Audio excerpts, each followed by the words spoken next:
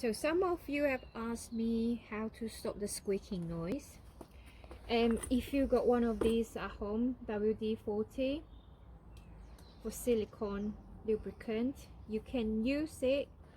I'll show you where to spray it on. So go around the springs and do a little bit of spray, and go in the hole as well. You see where the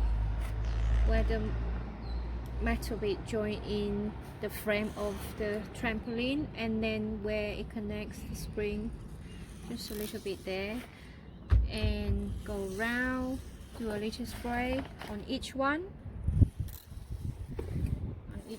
or try and notice where does the noise come from and spray that part, and then it will really help stopping the noise and keep it to a minimum.